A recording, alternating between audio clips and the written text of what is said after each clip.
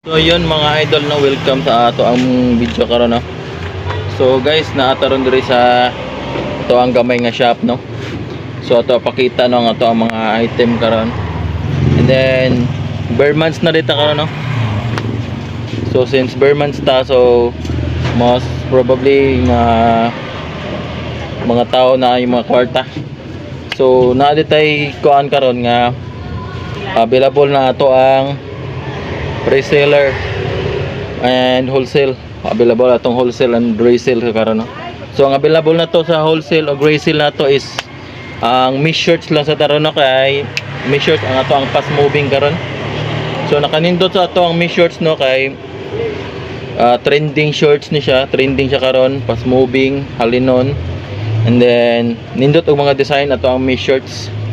So atong ipakita ato ang mesh shirts, no. So kani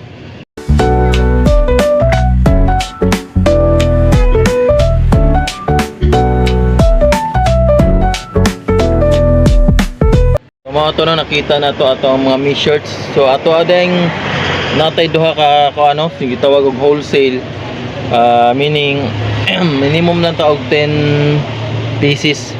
So natay wholesale price niya.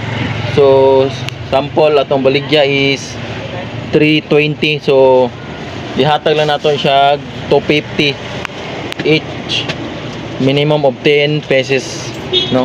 Ang nakanindot sa ato ang wholesale mga idol, no, kay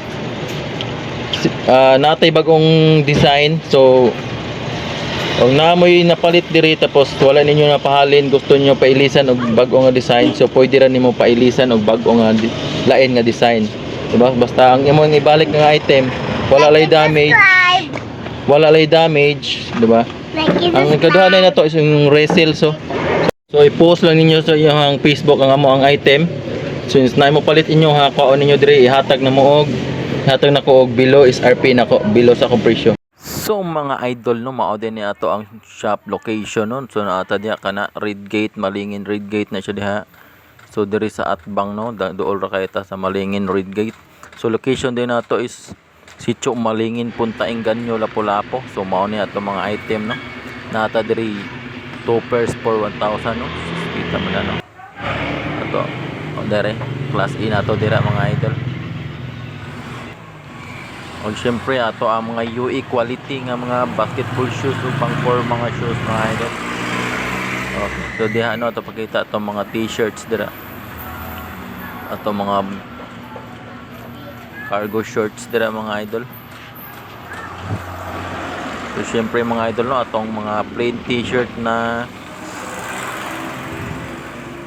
Pro Club inspire na mga idols. Og kanino ato ang mga HQR cup mga idol, high quality cup na siya. So mora to mga idol, thank you.